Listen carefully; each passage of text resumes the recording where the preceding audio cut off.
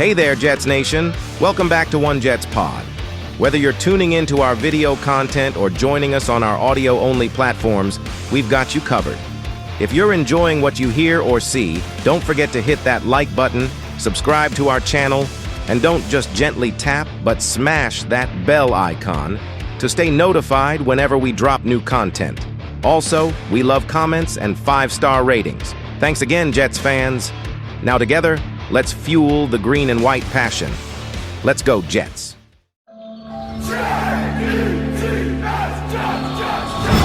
Welcome to Jet Life Stadium. Hit it! Hey, what's going on, everybody? This is Randy with the One Jets Pod, and I'm joined with my two co-hosts, Brandon Batts and Dominic Lorenz. Brandon, my brother, What's how up? are you? I'm good. How y'all doing? Oh, you know. I'm doing pretty good. I wish I could say I'm better than good, but I'm happy to be an honorary Jets fan after this past weekend. I'll take it. Welcome.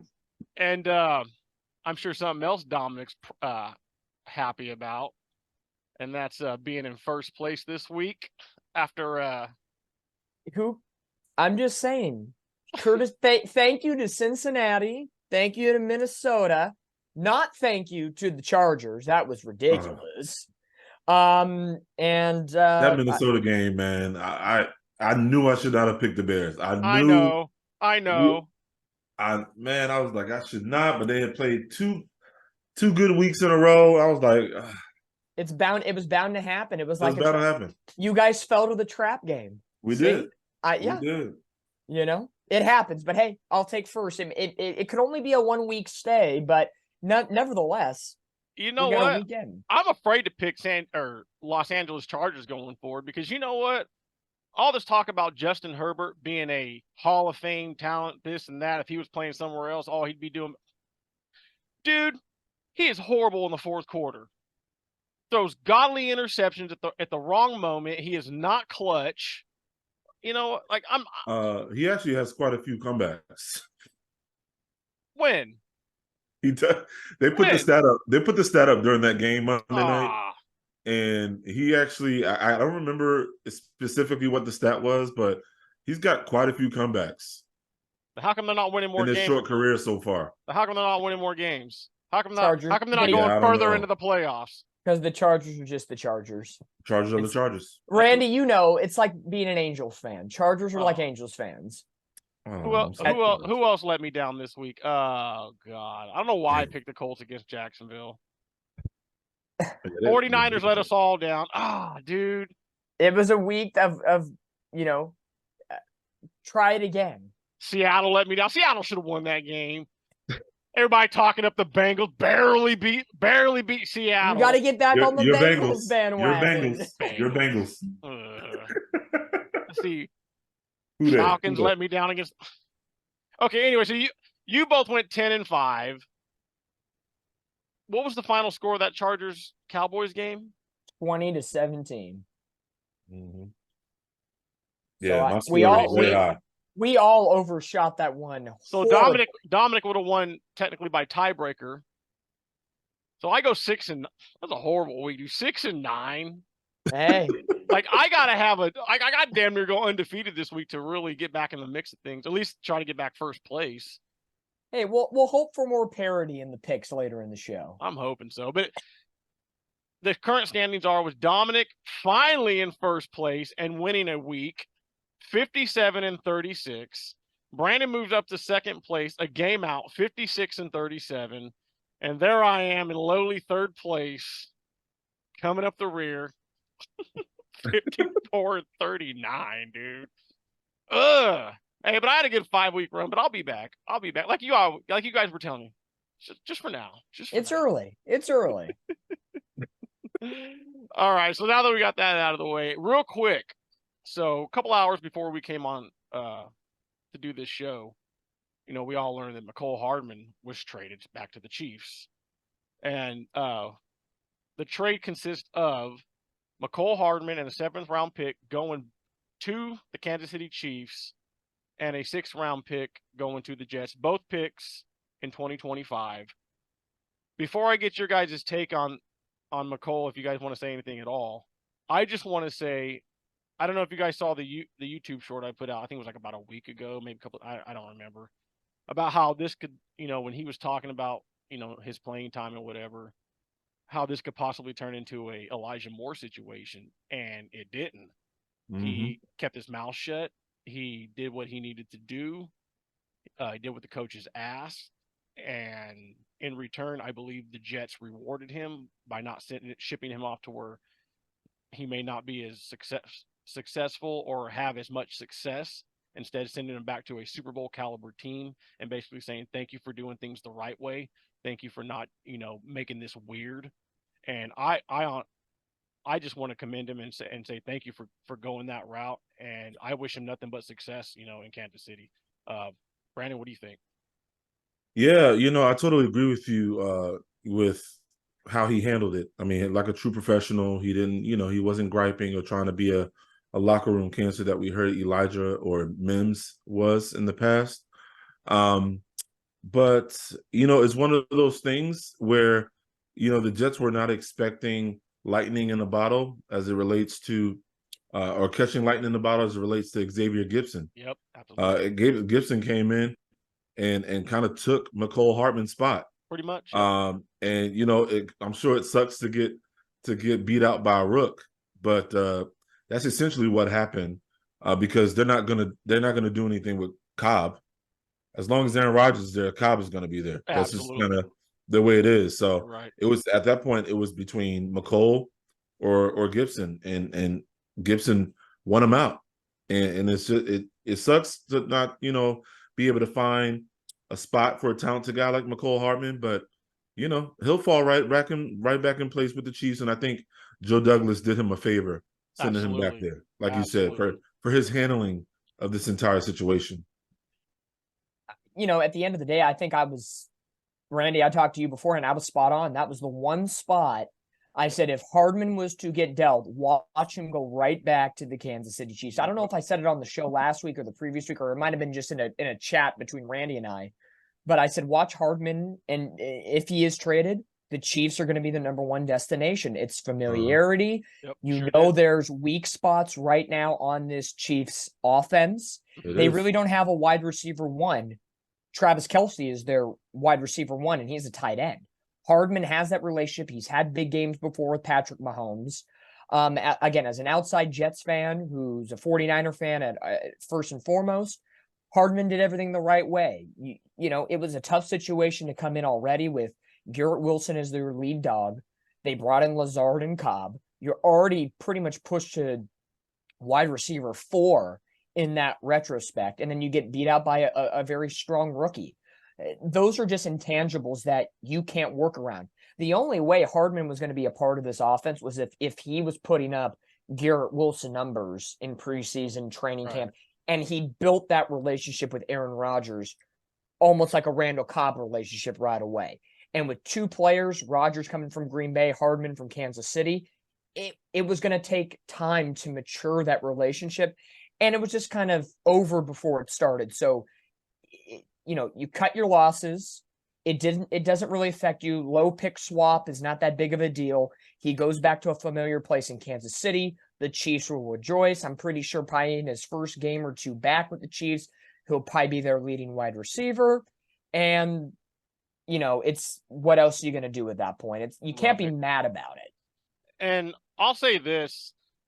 I don't know quite what landed him in the coach's doghouse, but I think it may have to do with some productivity, maybe some drops, because when this trade was made official, I was in Jet chats or in Jet Facebook pages, Chiefs Facebook pages, reading all the comments, Twitter or X or whatever you want to call it. And I saw a lot of comments about, calling this guy Stone Hands Hardman. And I'm thinking, I wonder if that was maybe the case that got him in the doghouse that, saw his playing time decrease. Yeah, so I was watching, just kind of like the practice reports throughout the offseason and through the seasons thus far. And, he wasn't having great camps, McCole Hartman. You didn't hear his name. Right. And for that reason, he was dropping passes. So he has some issues with his route running and things of that nature. Catching on to the offense, to Hackett's offense, he had an issue, trying to, just kind of ingest that entire offense. So I think that's primarily the reason why. And I wish him the best. Yep. I will say this, and I've seen this a lot before we move on, that a lot of people are calling this a loss on Joe Douglas. I don't call this a loss. Nobody saw Zay Gibson, coming out like he did. I mean, that's a great problem to have. I mean, we always, every time we talk about undrafted free agent, rookies, whatever, like we're always, oh man, I hope this guy pans out. Oh, I like this guy, man. I really hope he pans out. And this guy panned out. Not only is he a good kid, he's a smart kid, and he's a really good football player. And he's undrafted, and we're gonna have him for the next couple of years, really cheap. Like you pray for situations like this, and all McCole cost us was money. And I'm not 100% sure. I don't know if I read it right. I don't know if you saw it, Brandon. I don't know if both teams are splitting the contract. I'm not 100% sure. I'd have to go back. Oh no, they're not splitting the contract. No. Okay. No, the Chiefs are assuming the entire contract. I mean, it wasn't a lot of money anyway. It was just, it wasn't. We didn't sign him for like $8 million. That's true. I Not think like it was the Dalvin Cook contract. No, it was like a $2 or $3 million. I think Okay. 2, 3, 4 million, something like that. Okay. Is what it was. Don't quote me on it, but I think it was around that. Right on. By that price range. So at the end of the day, if he was your wide receiver 2, like legit number 2 coming into the season, then I think there would be more of a dark mark on this move. Right. Again, he was already coming in as your wide receiver 4, 5. Yeah. Probably going to be inactive a couple weeks through the year. So again, it's a low, in terms baseball talk, it'd be like a minor league move. It's not anything to, don't freak out over. It's not like this is where your season gets made or broken. What basically doomed McCole Hardman, this is last take on it, is that Gibson run back for a touchdown against the Bills. Monday Night Football. The eyes opened up like to win the game. That might have doomed McCole. Not to mention that strong third preseason game he had. Right, and they were considering McCole to be the punt returner or kick returner. Yep. And Gibson came and just took it. Yep. All right, so that's the way it is. Moving on to the Philadelphia game. So another slow start, and I'm going to pull up some stats here. Again, where we are, 1 for 4 in the red zone, 2 for 11 on third downs. 29% red zone scoring. That's 31st in the league. We're 1-8 in our last 9 red zone trips. I don't understand why when we get down in the 20s, because in the 20s it seems like, hey, no problem. But it's once we're down in the 20s, we just get so conservative, man. Like we get scared. Like, what are you seeing, Brandon? Because that's exactly what I'm seeing. We just and start playing scared. I think it's a combination of things. I think it's the play calling. They're play calling to not turn the ball over, to always come away with some points. That's how it feels. Oh, well, field goal. Let's do it. It's like that. Everything just calls the field goal Jets, because that we love field goals. I still don't know how we won that game, kicking 90. I don't know, and I don't care. But I was just like, because I was. But just it's like, not sustainable. How in the world? I don't know how we won that game, but anyway, it's not sustainable. And by the way, we're 25% on third downs this season. That's 32nd in the league. It's horrible. I'm telling you, the inefficient red zone that we're putting out there, the inefficiency on third down, that's all eventually going to catch up to us, bite us in the rear if we don't fix that, going through the bye and beyond. Dominic, you got Hackett talks about this gold zone all the time, and I'm like, all right, show us the gold zone, because we're not. Our red zone efficiency is terrible. It's funny because the Jets have the Jets have the top 2 red zone defense in the league, but we have the bottom red zone offense. If the offense could just meet halfway of the defense, man, we'd be good. Go ahead, Dom. No, what Brandon said, it's incredible how you can not think that way. It is that way. Just a tale of two seasons at that point between the offense and the defense. I think at the end of the day, what's going to solve this problem is be confident in that gold zone offense. Stop trying to go for points. And I'm not saying you have to go for it on fourth down every single time, but first, second, and third, be more aggressive. Try to get those chunk plays early on. And if it doesn't work out, then if you have to settle for field goals, fine. That's the name of the game that you have to play sometimes. But to me, the biggest thing that stood out to me, once again, and I'm going to harp on this, is the lack and inability of the running game. 21 total carries and 12 of them are coming from Breece Hall. And he was your leading rusher at 39 yards, even though he did get a touchdown, which is great. And that touchdown was the difference maker in the contest. Right. You need to be able to run that ball in the red zone. And maybe I'm accustomed to this with 49er football with McCaffrey and Debo and the whole offensive scheme that we have. I'm just accustomed to it. You have the ability. And I think they're starting, and we've seen it now the last 2 or 3 weeks, where Dalvin Cook is starting to fade into the background, and he's not much of a factor anymore in this offense. He had 3 carries for 12 yards and was one reception for 2 yards in the passing game. Even though Breece Hall is legit, there is no undisputed that he is the RB1. Dalvin Cook has been a red zone runner before with Minnesota. If it's not Breece, get him the ball in the red zone and power through. I know the O-line's been having some issues, but putting it lightly. Yeah, that putting it nicely. We'll talk by O-line later, but we'll talk about it right now. We might have lost Joe Tippmann. Yeah, so this O-line, maybe the run game is because of the O-line and it's a trickle-down effect. Sure. But whoever's on that O-line, when you snap that ball, gear up the pads and go. You have the runners to do it. You do. Go do it. Because I think that, again, run leads to the passing game, and it alleviates pressure off Zach Wilson. When they get to the red zone, Zach Wilson's probably shaking in his boots a little bit. How many opportunities in the red zone are we going to have each game? We know we got to capitalize on it, but I think it also falls onto the coaching staff, as you both already mentioned. You guys are a team of field goals right now. It's like the coaching staff might be saying, okay, we might only be in the red zone 4 times today. We got to take as many points as we can, regardless of what the situation is.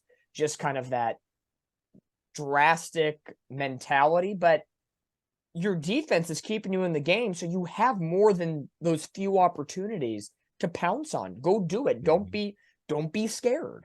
Yep, absolutely. Speaking of offense, first off, congratulations to Garrett Wilson for getting the player of the game this week. 12 targets, 8 receptions, 90 yards, no touchdowns, unfortunately. He's the one suffering the most in this offense. He sure is, man. And he is a huge red zone threat. He's a big body target. He just you throw it up to him and let him go get it. We've seen the catch radius on this guy. I mean, did you see that catch down the sideline? It was like a 40, 50-yard bomb from Zach. I mean, that's what you get with the kid. That was incredible. Like, why aren't we utilizing stuff like that in the red zone? Like, I don't understand it. Like, it's time to get aggressive with this kid. So congratulations to Garrett Wilson. Real quick with the defense, and the stats been shared to hell. But the Jets have held Josh Allen, Patrick Mahomes, and Jalen Hurts to a combined 59% completion percentage, 8 touchdowns, 9 interceptions, 5.7 yards per average, and 17 points a game. That doesn't get talked about in the media. But I'm going to play a little homerism here, right here. But Brock Purdy was put under the charcoal fire Monday morning after his not so great performance against a good defense in Cleveland. But let's not talk about Josh Allen, Mahomes, and Hurts playing good defenses and not balling out. I'll tell you, this defense... It makes no sense. Come on, let's be factual here. I know the Jets are only 3-3, and they're not as sexy in the media's eyes as they would be if they were 5-2, let's say, or 5-3, Right. or whatever with Aaron Rodgers. But like, you have a good defense going up against good quarterbacks. Like, nothing against Mahomes, Allen, and Hurts. They are good quarterbacks in this league. Right. But they're not going to have a perfect 16-0 season. Give the Jets some due in that sense. Like, I'm pretty sure if, Tua Tagovailoa, when you guys play the Dolphins, you guys stop him, regardless if you win or lose, media's not going to blame the Jets defense for stopping him. They're just going to be like, oh, well, it's one bet. They brush it off to the side. Well, it's Of like the course. Philadelphia game. I mean, Oh yeah, they're brushing that off. look what we did to Hurts. Even though we didn't get the sacks, we pressured the hell out of that guy. He had a Sam Darnold game. He saw ghosts. He was uncomfortable. I mean, a couple of those. I know at least one. The last one, I believe, to Tony Adams.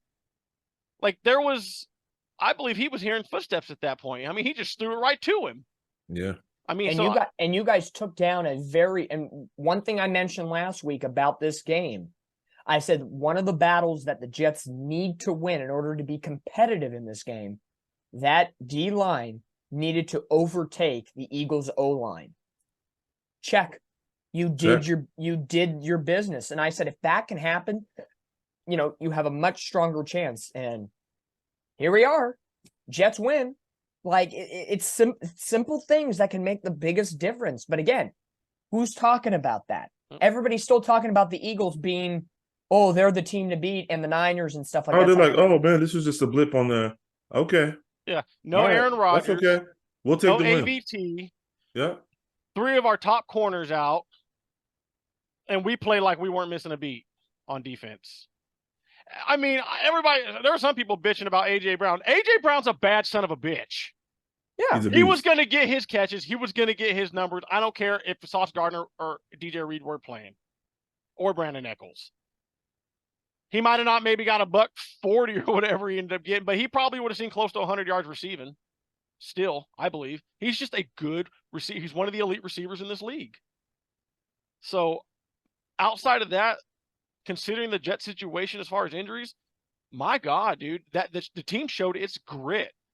And when you got a team that's down to its backups playing that well, it's like I keep saying, Matt, the offense could just halfway match that intensity of the defense, dude. We'd be scary. Yeah, that's true. I mean, that's true. Yeah, go ahead, Don. Stop getting off to slow starts. Go pounce on somebody. Put your foot on the other team's throat and don't let them get air. Start throwing on first down. Throw on first down. Throw on first down enough to back up the defense, and then pounce once again with that dominant running game. Yep. Relieve pressure off the runner, relieve pressure off the O-line, and then bait and switch against the defense. And the next couple of games for the Jets after the bye week, you have a very strong chance of doing that. I know I'm jumping ahead a little bit, but the next 3 games could be a very strong litmus test of maybe trying something new. And even if it doesn't work, being able to get away with it and still pick up wins because the teams you're going against aren't as strong as the Eagles. Because at the end of the day, you beat the Eagles, they're still a very good team. I'm not making excuses. Should the Eagles probably have won that game? Absolutely. But the Jets did their business and got the job done. Absolutely. What more can you say? Absolutely. Yeah, and that's kind of my thing too. I'm just like, if you would have told me that we would be 3-3 after that gauntlet of teams that we faced, there's no other team that faced a gauntlet like that. Of this teams that had a combined of 12 or more wins, not combined, but each may have had 12 or more wins the prior year. Yeah, is what we had to play the first 6 games of the season. And so if you would have told me we'd be 3-3 without Aaron Rodgers, with dealing with this O-line, Zach Wilson still trying to learn and get his feet up under him, I wouldn't have believed you. Yep. So do we have things to clean up? Absolutely. But I am ecstatic that we're 3-3. And now that the schedule gets a little softer, as Dom alluded to. So, we can only go up from here, in my opinion.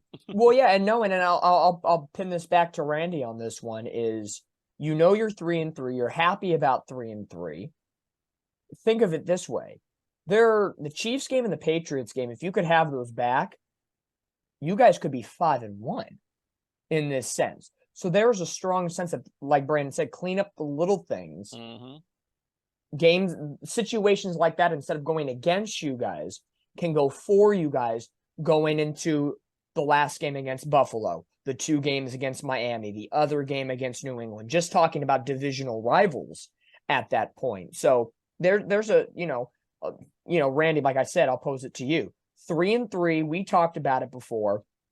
3-3 would be a godsend. If it was 2-4, you're still happy if you're playing competitive against the Eagles. So how would you rate first 6 games, all the intangibles that have happened so far with the Jets, and going into a bye week to try to get a little bit healthy and maybe give Aaron Rodgers an extra week to get healthy? Absolutely. No, I mean, 3-3, I mean, I'm with Brandon. If you would have told me at the beginning of the season, hey, you're going to lose Aaron Rodgers 4 plays into the season, and Zach Wilson's going to be your starter, but come the bye week at week 7, you're going to be 3-3. I'd have been like, bullshit, dude. And looking at that schedule, I'd have been like, we're probably 0-5, 0-6, excuse me. So yeah, I would have. Yeah, absolutely. I'm ecstatic. Would really. I'm not even mad that we lost the Kansas City game, to be honest with you, even though we kind of got screwed by the refs. The one that really still irks me is the Patriots game. Yeah. Like every Patriots game that we played in under Robert Saleh, we just barely lost those games. And every time we look back, I was like, man, this, and this. I mean, if we would have done this, or he would have caught that, or da-da-da-da, like we would have won every one of those games, dude. The Patriots aren't blowing us out and kicking our ass like they were with Tom Brady. Oh, I mean, no. they're barely skating by. Those are the 2 games. Like the Chiefs game should have been ours. We got screwed in the game. But that Patriots game, I don't know what in the world that was. Absolutely. That game was just a mess. And speaking of what the F, before I get into some defensive players that I want to touch on, that blindside block call on Alan Lazard, like that's the first time I've ever seen the Jets get a free play and then lose yards. I'm like, are you? And I'll tell you this: the minute I saw the flag for the free play, the minute Zach set up to throw that ball, I go watch. They're gonna throw a flag in the secondary, and sure as shit. And I didn't know what it was until they showed the replay. And then as soon as they showed the replay, I mean, the dude's looking clearly at Lazard. Lazard's helmet's in his chest, and I'm thinking, my God, like how much more blatant could that be? I don't even think that was the worst of it. I think the worst is how in the world you come up with this long explanation on the Hurts touchdown. The touchdown, yes. And then there was no. First, it was an explanation of why it's not a touchdown, and then it's a long explanation of why it is. There was no clear evidence that it crossed the line. Referee got a special view. They got a special view apparently that we don't see. They didn't get. He came back and was like, "Oh yeah, it's a touchdown." I'm like, "What? I have never seen that before in my life." Nobody's still seen the freaking replay that clearly Nobody's shows seen it's it. a touchdown. Nobody's seen it. No. Somebody said it. I don't know who said it, where I saw it, heard it, whatever. But I heard about a special view that referees get that we don't get at home. Yeah, that's real transparent. No, that was the most assumption-based touchdown I've ever seen. And Dominic says the conspiracy theorists are coming out. Well, that, and you know where that special camera resides? In Las Vegas. Yeah. That's where that camera is. Come on, stop. Come on, all these. That's what my boss said. We talk my supervisor. About, we talk about referees, and we harped on it. The 2 calls in the Chiefs game. Yeah. I got a dose of it in my Niners Browns game. Judgment calls. Sure. And we get it. We know as sports fans, refereeing is not going to be 100% perfect all the time. And you hope in that day's game, you hope they don't go against you, that they go for you. Mm-hmm. And in these situations this year with the Jets, and now this past week with the 49ers, they're going against us. And sometimes it's not the call itself, it's the blatantness or the clearness of the call. And it's like, how more clear do you need this picture to be to not make that call or to make that call? Or the timeliness of the call. Right. The time, yeah, exactly. So Yeah. it's not the call, it's the intangibles that lead to the call that piss me off. Because again, us sports fans, we're not the casual fans that are like, what's holding? What's false start? We know Right. these calls. It's what leads up to them and the intricacies. And when you know that part of sports and the analytical side of things, you know what leads up to it and all the variables. And you're sitting there and you're like, that play happened 10 times ago and it affected that play, but you didn't call it, but you're going to call it now? Right. What? Come You're on. going to call it in the fourth quarter with 3 minutes left in the game? Exactly. Exactly. You haven't done it all game, but No. you do it now. Like, it doesn't make sense. And when they Yep. went to the replay on that touchdown by Hurts, I'm thinking there's not enough clear evidence to overturn this. And then he calls it a touchdown. I'm like, where's the clear evidence? I was like, where's that fucking angle? Well, that's why. I couldn't understand it. I was like, Oh, what? dude, I lost my shit. Well, when you're in those situations, when it deals with, they always say, oh, every scoring play is reviewed. Yeah. Okay, But fine, the that's referees whistled the play dead. It But wasn't even a scoring play. Exactly. So you called it dead, which means I'm a stickler for you in the rule book, refutable, there has to be non-refutable evidence to turn a call around, regardless if it's for a score or against a 100. score. Yep. If you're saying, and we saw, there was no clear angle of the ball in, where is the non-refutable evidence? Yep. Show me. Tell me something. Like the Niner call against the Browns where, Gibson puts his helmet, the crown of the helmet, into the other helmet of the Browns receiver. And I think it was Elijah Moore, actually. Even the live action replay, you see his shoulder pop back. The helmet, and it was shoulder to shoulder contact. Yep. It's like, just like college, if there's anything to the head, why aren't we reviewing it? Right. And if they reviewed it, they would have been like, oh, pick up the flag, 4th down, punt the ball. Right. Where is this refutable evidence that they're always talking about? Because I never see it. Yep. And in our situation, we lose yards on a free play. Yeah. I thought it was I figured, okay, cancel out, but nope. Nope. You got to lose yards. Yep. It's because you're the Jets. I was just... You know how the refs work. Come on. Dude, I'm even kind of iffy on the A.J. Brown law. I mean, whatever. Like I said, A.J. Brown's A.J. Brown, but I don't know. I thought that was out. And you can see the look on Salah's face. He's like, oh, they're trying to fuck us. He could sense it. Oh, you could tell Salah's had it. Oh, dude. Already. Oh, absolutely. Salah's had it. Like and he's not going to say anything because he'll get fined for it. Yeah. But you're absolutely right, my brother. You could tell he's absolutely fed up with these bastards. Yeah, he's after that Chiefs game was enough pent up energy to last an entire season. Anything after that is just gravy at this point. Yeah, he was fired up at that Chiefs game. Oh man. Oh God. So on the defensive side of things, real quick, I just want to say, and I'm going to read this from my notes. How good is Jermaine Johnson? Talk about, I mean, last year we basically made him sit, made him watch. He came in a few times here and there. And it just seems that him doing that has made him a better player this year because he is on fire this year. He is a monster. And I see them, and now hindsight's 2020, but now that I'm looking at it, they're doing the same thing with Will McDonald. And I commend him for it. I applaud him for it. I'm on board for it. I'm here for it. Because if that's the case, and if he turns out to be, in year 2, just as, a good of a player, if not better than Jermaine Johnson, then that just tells me right there. I mean, Jermaine Johnson, the way he's playing this year from sitting last year, that just tells me for the first time in a long time that I can remember, and Brandon could probably agree, the New York Jets are developing football players, ladies and gentlemen. I mean, yeah, these guys were good coming out of college, but you still have to develop these guys into NFL studs, NFL stars. They still have to be able to play well in your system. And the Jets are doing just that. They're developing guys, that fit their system. I love it. I freaking love it.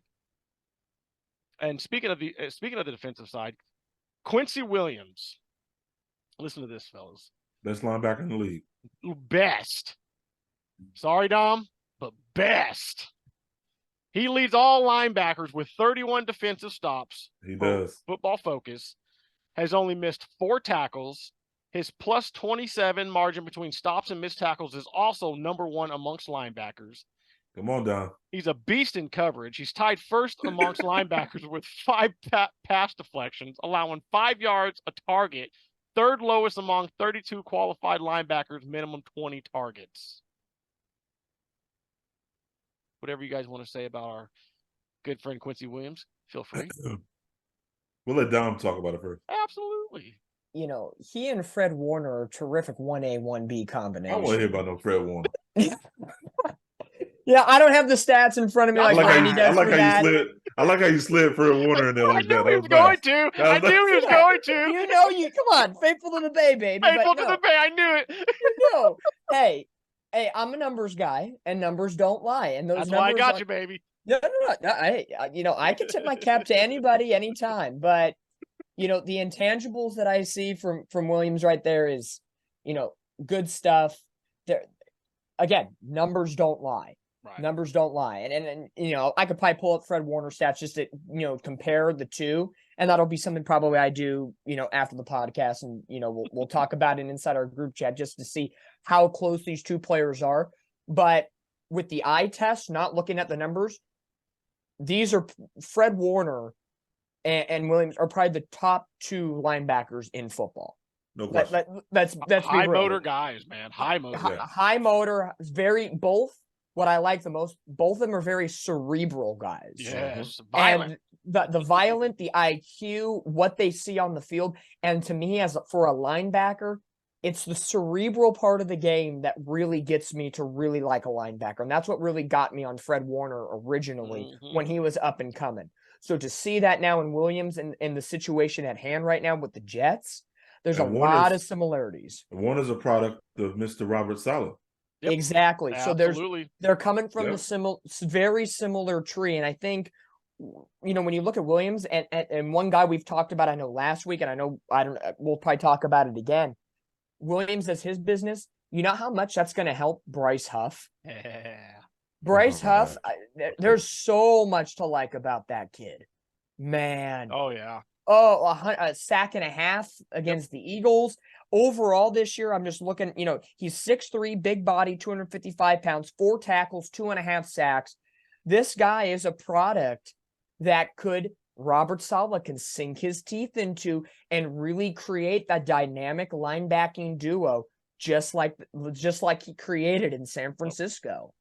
So again, Brandon mentioned that beautifully. It's the product of the Saleh defensive tree, and the Jets are now beginning to really reap those benefits. What is this, Saleh's third year with the Jets? Third year. And don't forget, God, I never can remember his first name. Ulbrich. Jeff Ulbrich. Jeff Ulbrich. There you go. He's got a lot. He's got his hands in a lot of this too, man. He deserves a lot of credit. He is.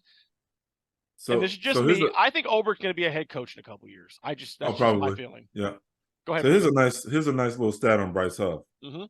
I saw this today. It says, who has the highest pass rush pressure percentage in the NFL? It's not Michael Parsons. It's not T.J. Watt. It's not Myles Garrett. It's not Aaron Donald. It's Bryce Huff. Bryce Huff at 25.7%. And then it's a bit of a drop-off after that. It's Rashawn Gary, 21%. Michael Parsons, 19%. Oh. That's pretty, that's pretty astounding. Yep. When you consider. And three of those guys you mentioned, Parsons, Watt, and Donald, they all had one of their, well, maybe not TJ Watt, he had a decent game, but all three of those guys, when they played the 49ers early this season, struggled. We kept Parsons quiet. We kept Aaron Donald quiet. TJ Watt did have a sack and a half or something, but he didn't have his typical TJ Watt game. So you're welcome. I'll tell you what, Joe Douglas needs to lock up Bryce Huff like ASAP, man. Like, I don't even want to see him get to the end of the season and not be signed. I don't know how we're going to do it, figure out a way, but that dude needs 5-year deal right now. Like right Yeah, now. he'll do right by him. Oh, I think so. I think Yeah, so. you I have mean, to. he is a Joe Douglas, Robert Saleh guy all the way, and Huff loves being here. This team is close knit. Salah's defensive minded. Those are the first people that are going to get contracts first, just like the 49ers did. Yep. And the last player I want to touch on before we get into our predictions, Craig James, who I believe came in for the injured Brandon Eccles this week. He was cut on September 26th, and then he was brought back on October 3rd after injuries. This Sunday against the Eagles, 41 defensive snaps. He was targeted twice, 0 catches allowed, and 1 pass breakup. Pro Football Focus, not that they really matter, but they made him the second highest graded defensive player for the Jets. I mean, it goes back to what I said earlier in the episode. I mean, yeah, the boys stepped it up in the absence of our stars, our starters. And I still don't know how we won this game. I mean, I think it's just John probably doesn't even know how we won this game. I mean, I think it's just defense, man. I mean, we made one of the better quarterbacks in this league look like a damn rookie. Yep. 3 interceptions. One of them, like I said, the one to Tony Adams. I mean, like I said, that was like Sam Darnold. Like that was him seeing ghosts, dude. He didn't even, dude. And oh man, I forget which one it was. I think it was the one. Oh man, it might have been that one too. He had an Eagles guy like right in front of him, but he did not see him. I think it was the tight end. It was like he was transparent, like he was just looking right through him like a ghost, dude. This was the week, and this is all joking. Mm-hmm. A conspiracy theorist funny week because it all started with the Browns game and the Niners. Yep. Then Randy, before the Jets game even begun, you joked and said, well, why the hell not let the Jets beat the Eagles? If the Niners lose, why not? Didn't I say after what kind of week it was going to be that it wouldn't surprise me if the and literally that was that was about 5 minutes before kickoff between the Jets and the Eagles. So this is pre anything. It's such a mid-October style fucking week. Seattle loses to Cincinnati. Buffalo nearly loses to the Giants, which we all thought was going to be like a 30-plus point brigade. Yeah. And then the Chargers-Dallas game we thought was going to be a high-scoring affair becomes defensive battle. Right. It's one of those weeks where it's like wonky. What as a Niner fan, thank you Eagles and Seahawks for losing because it softens the blow of our loss. Mm-hmm. But it's like the conspiracy theories the last 3 weeks are getting they're smelling blood in the water. Uh-huh. Oh yeah. Yeah, it was just dude, I was sitting there watching all these games. I had all four at a time to watch. I'm just like, you gotta be kidding me. And the losses started piling up. I was like, oh my God. Oh my God. So, which is a perfect segue. So we're going to go ahead and get into our predictions for the week. Again, congratulations to Dominic and Brandon on a successful week last week.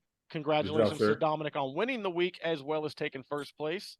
Brandon, thank you. Congratulations on getting back into second place. And congratulations to me for sucking ass. You're welcome, fellas.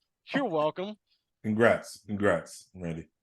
We'll throw you the championship parade later. Blue Ribbon Award. We'll get a Blue Ribbon Award. Honorable mention. Oh man. And I'll tell you right now, before we get into these picks, like I was sitting there at work the other day, just looking at these things, just studying them hard, and even in my mind thinking, okay, well, what do I think, Brandon and Dom are going to pick and stuff. And I'll get to it. I'll get to it when we get there. But anyways, starting off tomorrow night, Thursday night, we got the Jacksonville Jaguars at the New Orleans Saints. I'm going with the Jacksonville Jaguars because the New Orleans Saints, I'm petty. I'm going to go with Jacksonville too, but I would only switch to the Saints if Trevor Lawrence doesn't play. Because I know there's questionable with his knee. He's questionable. He's a game time decision. He was kind of playing coy with the media today, saying, I feel pretty good, but we'll let the injury report dictate what happens. So, if he plays and if he's healthy enough to play, I see Jacksonville winning this game on the road. If he doesn't play, though, Saints would win this game, no doubt. Oh, he better play. He's one of my fantasy quarterbacks too. Brandon? Yeah, dude. This might be a game time change for me. You can't change it after Thursday morning. Yeah, I'm with Dom, man. I'm going with the Jags, but if Lawrence doesn't play, golly, man, Yeah. Who's their backup? I have no idea. I want to say it's CJ Beathard. Oh, Or brother. maybe that was last year.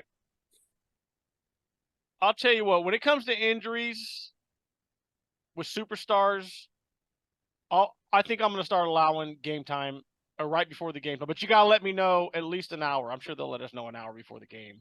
Oh, for sure. So, yeah, I think we're all in the boat there with Jacksonville. But I think if Trev's not playing, then I think we're all going to – CJ Beathard is the backup for Jacksonville. Yeah, that's not happening for me. So, yeah, if he doesn't play, I will allow all of us to change our mulligan. pick to New Orleans. Yes. So if that's the case, we can all absolutely change our pick to New Orleans. So as of right now, it looks like a clean sweep for Jacksonville, on the premises that Trevor Lawrence is playing. You got it. Yes. Awesome. Jackass picking the same team as me. Come on, guys! I need wins here. He needs parity. I need parity. Oh, all right. God. Moving on, we got us a little every game the same. Watch us do. A little AFC East action. The Buffalo Bills at the New England Patriots. It's easy. I don't care how banged they are. Randy, who you picking? I don't care how banged up they are. It's Buffalo all the way. Buffalo all the way, baby. I wouldn't be surprised if. I mean, I know it's a division game, but I wouldn't be surprised if Belichick has another one of the game where they get beat up on. So you picking the Patriots? No, big of Buffalo. He doesn't want that much parity. On the premises that Josh Allen's playing. Yeah. I'm just saying. I've got the injury report in front of me, but yeah, it's going to be Buffalo. They're opening up as 8.5-point favorites. Yep. New England's banged up. Their offense is inconsistent. And who's playing quarterback for them this week? Still Mac Jones at the moment. That is the weirdest situation ever. Keeps getting benched, but keeps getting opportunities to start. If he was a Jet, they would be getting lynched for some shit like that. Man, terrible. New York media would be all over that. I'm going with the Bills too. Okay, clean sweep on the Bills. Moving on. Now we got some NFC East action. The Washington Commanders at the New York Giants. Now, this one I did take a little time to look at because I was like, you know what? The way the Giants played on, I believe it was Sunday night, not bad, especially against a Buffalo team. Now, Buffalo is, now granted, they did play well on defense. They are banged up, but the Giants played well. Washington, I picked against them. What was it? The week before they won. Then I picked against them this week and they won. Now I'm being petty. Now I'm gonna pick against them again, and now they're gonna lose because I'm going with the Giants. No. Ooh. That's a hard sell for me. Brandon, go first. I'm going commies on this one. Yep, I'm going to go with Brandon and take the commies on this one as well. I think even though the Giants' defense is better, Sam Howell will probably throw a couple picks. Tyrod Taylor didn't look too bad in a Giants uniform. Nope. Daniel Jones, questionable. I don't know what the situation will be. The Giants. That's my X factor is Tyrod. They do have Saquon Barkley back, who looked pretty good. So it's another layer of their offense. But Washington has been susceptible to bad passing games defensively. And I just don't see the Giants receivers doing that great of a job. I think the Redskins this one will be a close one. Redskins, or not Redskins. I can't say that no more. Sorry. But I don't mind. I still go by Redskins. I'm sorry. Redskins pulling this one out. I think it's cancel me, people. Cancel me. Yeah, I think it's gonna be that game where you guys look back and I get my first place status back, like, oh, the stupid Redskins or the stupid Commanders. I'm like, yeah, my Giants, baby. Woo! Yep, it could be one of those. Again, you want parity. All right, moving on. Next, we got us a little NFC South action. We got the Atlanta Falcons at the Tampa Bay Buccaneers. I should be reading this part too. Tampa Bay is favored by 2.5 points. But you know what? I don't care. I don't know why I'm going against Tampa Bay, but I'm going to go with Atlanta again, even though they let me down. I know I'm a petty son of a bitch, but I just got a feeling this is the week Atlanta finally get the win. Tampa Bay they looked horrible last week. 3 points, I think it was 3 or 6 points. I don't remember, but yeah, I mean, Mike Evans let me down in fantasy, so I think that's where the pettiness is coming from. So go Atlanta. God, this is a tough one, man. It's a Dom, tough. Dom, you got it, man. You go first. I got it. I'm going to create more parity. I'm going to go Tampa on this one. I think Tampa Bay needs a bounce back week. They're at home. Atlanta's been a surprise, but Tampa Bay's defense, with the exclusion of last week's big loss, And they're home. They'll force Desmond Ridder into some bad situations. Tampa Bay in a close one. I'm there. All right. We're really trying to put the gap between Randy and us. Oh man, this better. I swear to God, this better not be one of those weeks. Okay, moving on. We got the Detroit Lions at the Baltimore Ravens. And believe it or not, Baltimore is favored by 3.5 points. I don't know how that is. Because they're home? I mean, I think I guess. But I don't care because I'm going with the Lions. Lions ain't letting me down. Nope. Go Lions. I mean, I'm telling you, I like what Dan Campbell's building over there. Sure.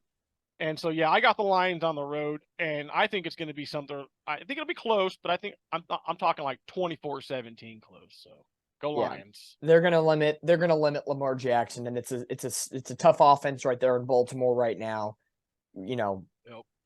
It's Detroit right now. It's Detroit City. Clean sweep for Detroit. All right.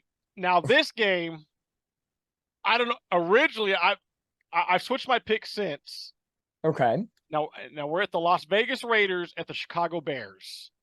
Las Vegas is favored by 3.5 points. Now, originally, I picked Chicago because, I was like, okay, they had a close game even though they lost last week. But then I started thinking, I was like, you know what? No. Even when you got the Raiders on the other side, Chicago is just one of the teams you can't trust.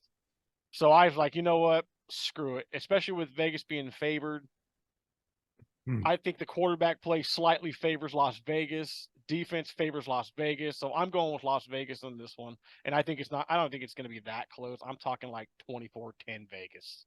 Well, Justin Fields is probably not going to play with that dislocated thumb. Oh, he's not playing? Who's their backup? Whoever was the backup last something Page or something Benitez or I don't know. Some guy. Some guy. Some guy. The running game is sound like a Chicago Bear.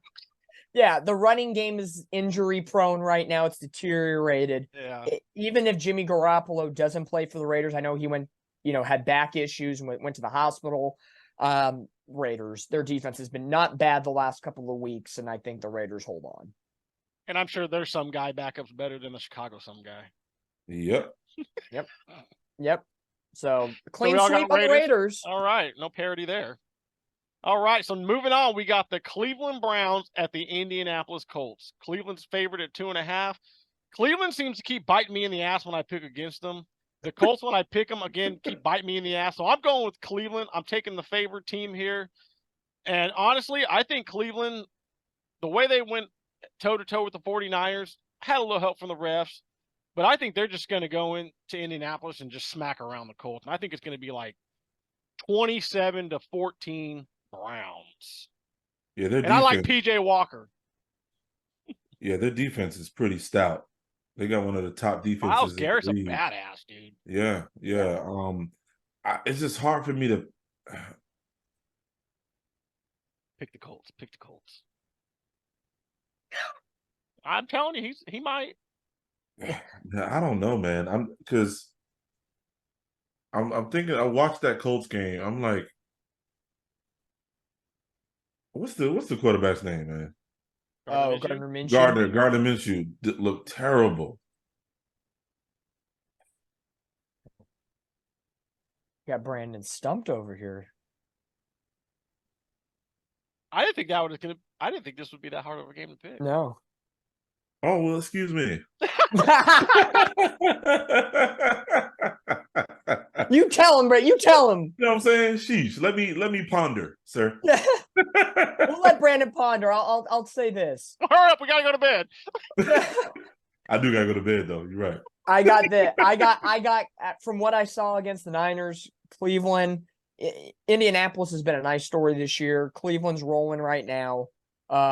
Cleveland in this game because of their defense. Yeah. Yeah, I think that's ultimately the reason why I picked Cleveland was their defense. I mean, I just think they're gonna go in there and smack Indianapolis around. Yep. Yeah, Cleveland. All right. Clean sweep for Cleveland.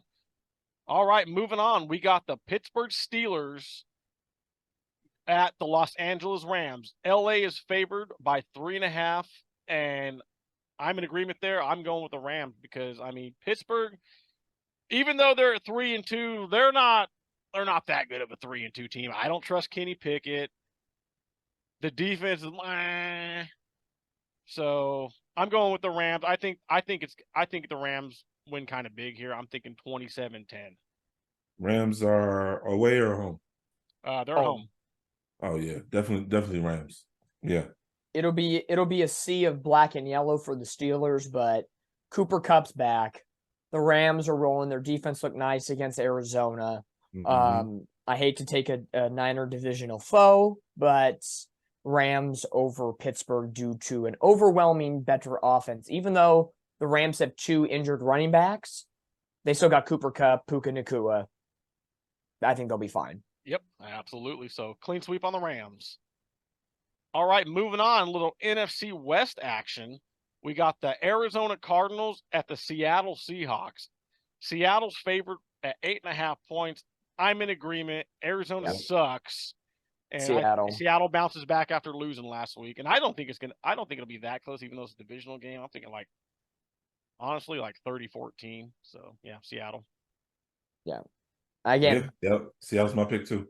Cool. Hate going divisional teams, but Seattle. Clean sweep there. All right.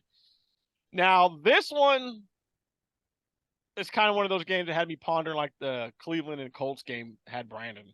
And this is the Packers at the Broncos. Green Bay's only favored by 1.5 points. Who's home? Denver, isn't it? Denver. But I ultimately went with Green Bay. I don't know why I went with Green Bay. I guess I'm just going with the points here. Because Denver sucks. Yeah, I mean, watch they win this game. Watch they win this. Watch. Know, right? Green Bay they're coming off a bye week, so they're a little healthier. They prepped. You saw what Cleveland did to the 49ers on their bye week. They had 2 weeks to prep for the Niners. I think the Packers had 2 weeks to prep for the Broncos. The Broncos aren't that good. Everybody, again, to me, it's because of the bye. They're rested, even though they got to go on the road. Yep. I think Green Bay, Jordan Love take this game. Yeah, I agree. All right, clean sweep on the Packers. Next, we got a little AFC West action. We got the Los Angeles Chargers at the Kansas City Chiefs. Kansas City's favored only 5.5. Okay. Chiefs. Chargers, I mean, they keep letting me down. And we already know how you feel about Mr. Herbert. Yeah, that was made clear about 45 minutes ago. So. Oh yeah. No, I think it's. I want to say it's going to be a closer game than we think. Yeah, I think it's going to be a closer game than we think because always between the Chiefs and Chargers, it's always 27-23, 20-24. It's always one of those scores. Herbert will probably throw 3 touchdowns. Mahomes will match him. It'll be typically Kelsey always has a big game against the Chargers. Keenan Allen normally has a big game. Eckler is going to have another game under his belt coming back from injury. It's close. Chiefs win with a walk-off field goal. That kind of game. Yeah. Yeah, no. Yeah. I'm going to counter that one. He's not going to throw 3 touchdowns. He's going to throw 1 touchdown. He's going to throw 3 interceptions, and the Chiefs are probably going to win 30-10. Wow. Okay. Wow. How many touchdowns does McCole Hardman get? I think McCole Hardman will have at least 1. and I think it'll be off some kind of jet sweep, and he just freaking just slices through the defense. He knows the playbook. I'm telling you. I just don't. F the Chargers, dude. F the Chargers. I mean, first of all, before we move on, they got to have plants in the damn stands in order to show and prove that they got fans, bro. They got to tap former Minnesota Vikings fans to come root for them. Randy, why you so bad, bro? Why you so bad? So bad? Chick needs to she's doing too much. Doing way too damn much. I mean. And then she just happens to get contacted by all the big media shows the next day. Yeah. Just saying. Like, whatever, dude. The Chargers. All right, moving on.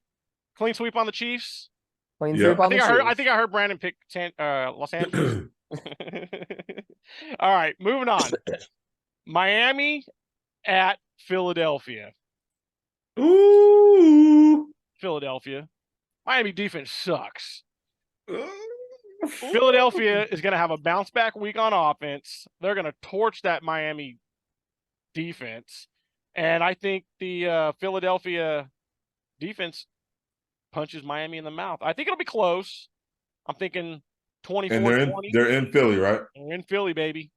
In Philly. Mm-hmm. I think Miami's fitting to find out just how overrated they are, brothers. Oh. Ooh, this is the game that I had the hardest time picking. Go ahead, and I'm going to read a stat after you guys read that stat. Read that stat, Randy. I'll read you a stat.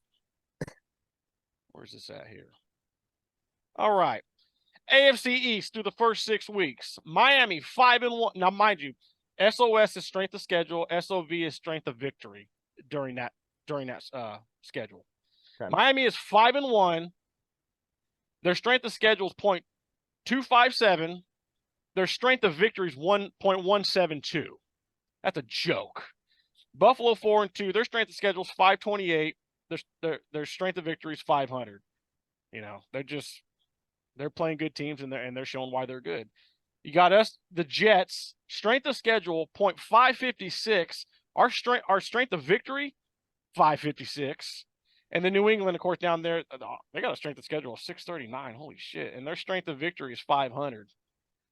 But Miami, dude, sitting there at their strength of schedule coming into it was 257, and through as the season progressed, ended up being through that schedule that it was only a .172 winning percentage. Like, that is a joke, dude. That is a joke. That's why I know the Philadelphia is going to go or not going to go in there, but they're going to smack them in the mouth, and we're going to see why Miami can't beat good teams. They've only beaten up on shitty teams, fellas. And this is the score? week. What's the score going to be? Oh, I told you it's going to be like 30-10. What? Miami. Oh no, wait, that's the other game. No, this one will be a little closer. I think it's going to be like 24-20. But I mean, I think it'll be one of those games where Miami's down early, 20-0, going into halftime. They kind of bounce back, but also they're going to find out that they just can't hang with the bigger teams. I actually tend to agree with you, although this one's tough for me. I'm picking Philly because Miami is on the road. That is, and I feel as though, that game against Carolina, while they did score 21 points in like 5 minutes, they did go down 14-0. Yep. And Carolina made it a little bit of a contest early. They can't do that against Philly. And I almost guarantee you Philly rested some guys for this game. They probably thought, you know what I'm saying? Like, they got, all right, we got the Jets, but then we got Miami. So Jalen Carter, go ahead and rest. Slay, rest. Get back for that Miami game. Yep. Yeah. I guarantee those guys will be back for that game this weekend. I think so too. Yeah. 100%. Huh? 100%. I agree. Yeah, 100%. and then at the end of the Jet game, they had a team meeting, no coaches, to talk about how they've been playing. So they're going to be coming out, like you said, motivated, pumped up, ready to play. I'm going to go with Philly in this game. For me, initially on my pick, I had the Dolphins, but the more I think about it, listening to you guys, your rationales for why you're picking the way you're going to pick, knowing about the injuries and a couple different elements of the Eagles game right now, and that they lost to the Jets, I'm switching. I'm going to Eagles. I think Eagles at home. I think we're going to go for a clean sweep. This is the first time that I've had to switch a pick after sending it to Randy.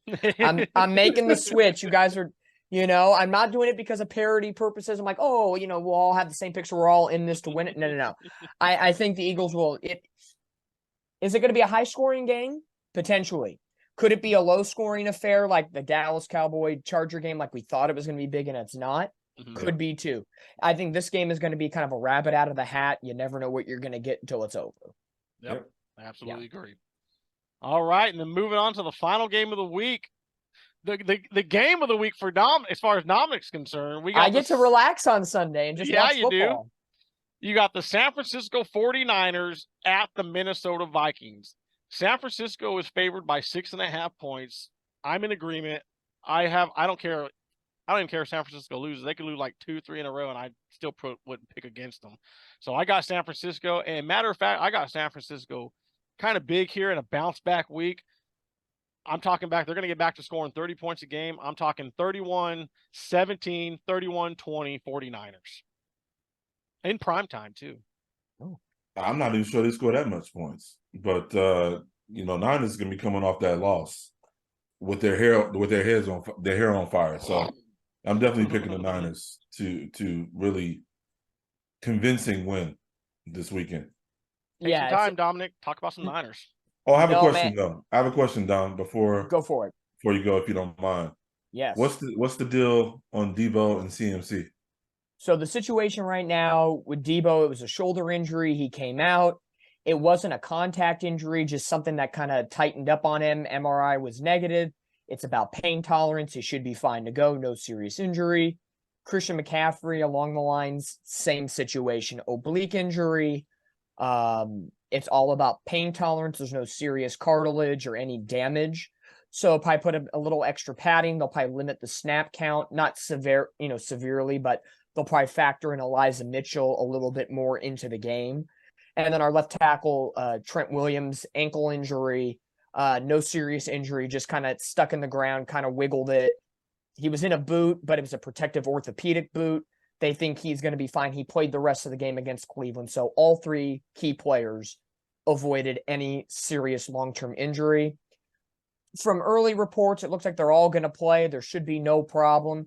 I think the only one I question a little bit would be Christian McCaffrey, depending on how he's feeling, limited snap count, or if they feel confident with Elijah Mitchell and Jordan Mason in the backfield, just run with those two against Minnesota. Again, it's turf, Minnesota, dome game on Monday night. You probably want to be as healthy and as safe as possible with some key playmakers. So, but luckily all three avoided any serious injury in that regard.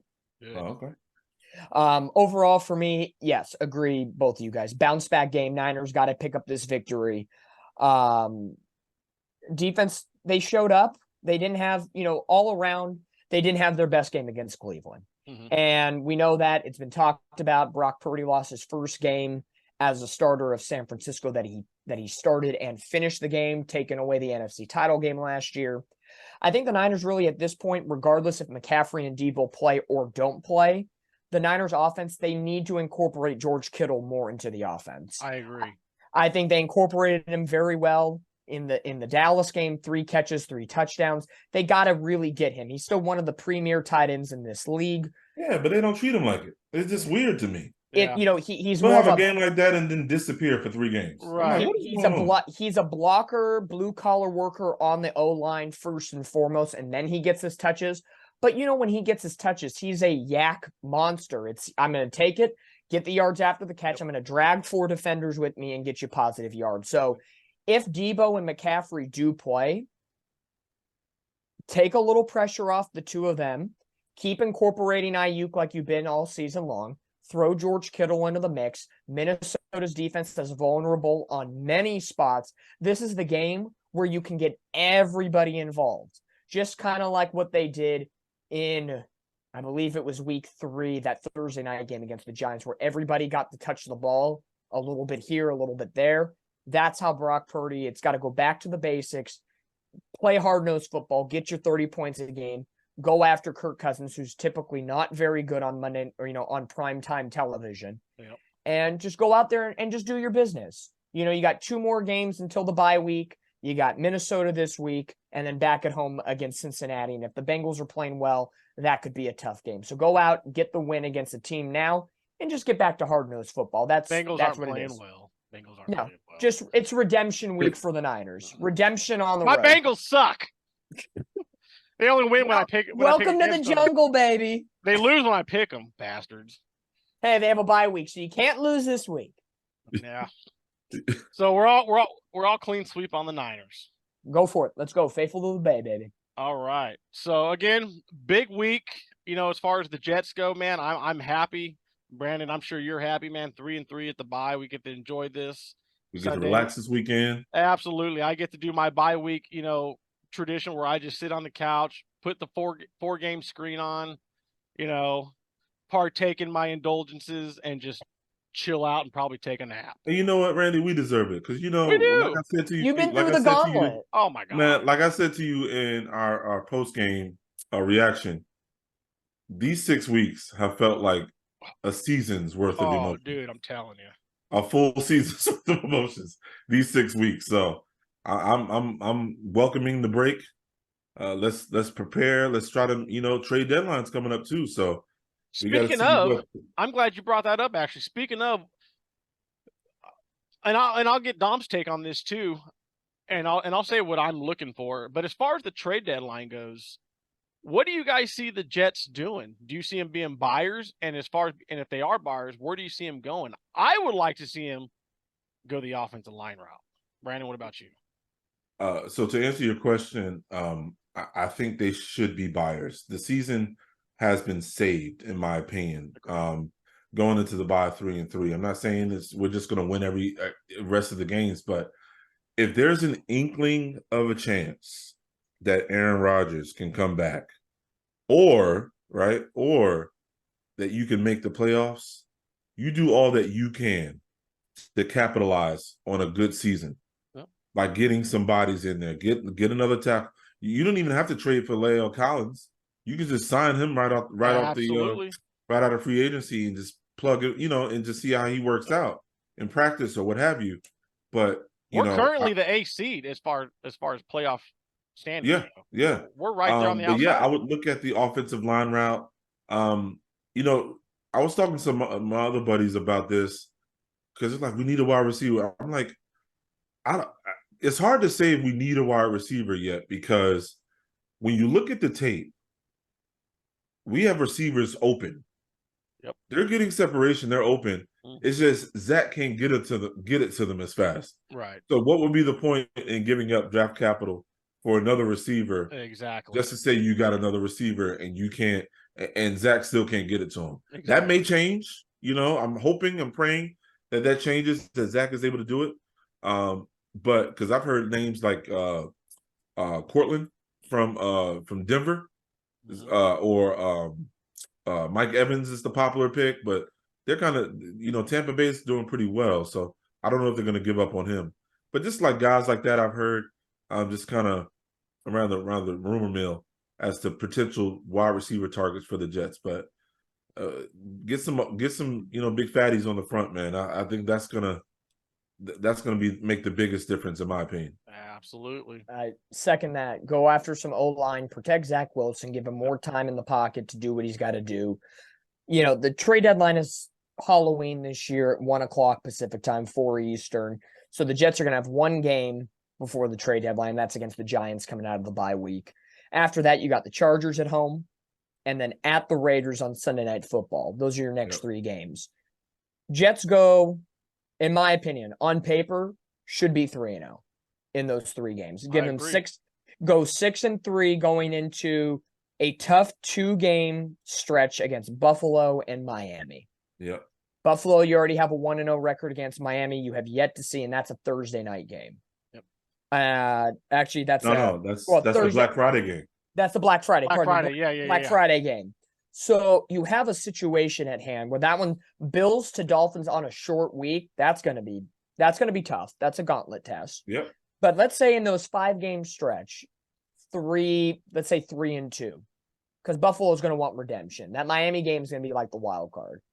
Let's say you come out of that 6-5, then you have Falcons, Texans. But Dom, can I just interject for just 1 second? Yeah. The Jets would have swept the Bills last season Mm-hmm. if Mike White didn't get hurt. We had them on the hill. So Josh Allen doesn't like playing us. No. It's a 100% fair He point. had his 2 worst statistical, well now 3, but his 2 worst statistical games against the Jets last year. Yep.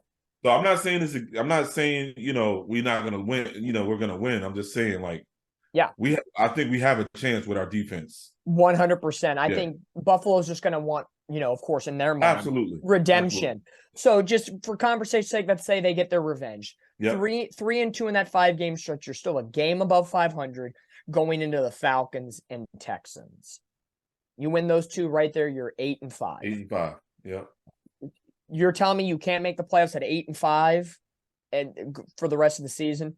The Jets should absolutely, just looking at the schedule, should be buyers. There's absolutely no reason why they need to be sellers or stand pat. Add something and try to make this thing work, because you never know. Like you said, if Aaron Rodgers finds a way to come back, he could come back against Dolphins, Commanders, Browns. Who knows? He's comfortably throwing passes. Yeah, that was amazing. That was amazing seeing him stand on without any crutches, doing the whole movement. And it could be just a ploy to galvanize the team, whatever. It's working. Okay, I'm with it too. It's working. Yep. So let it be. But there's no reason why, to finish off my point, no reason why the Jets can't say they have nothing in their arsenal that says why they can't go out and go for it. Yep. I'm with you. Yep, absolutely. So that's all I got. Do you guys have any last thoughts? Join the 49er bandwagon this week on Monday Night Football. Absolutely. Let's go. I'm already on that bandwagon. You know me. Let's go. Be on it against Minnesota. Let's go. Have a good all-around game. I'll definitely be rooting for y'all. Let's go. Again, we want to thank everybody for watching tonight's show. Again, if you're watching us on YouTube, make sure to like and subscribe and hit that bell notification so you're notified every time we drop a new piece of content. If you're listening on the audio side of things, thanks for listening all the way to the end. Make sure you follow us and like and leave a 5-star rating. And once again, we'll see you down the road. Go Jets.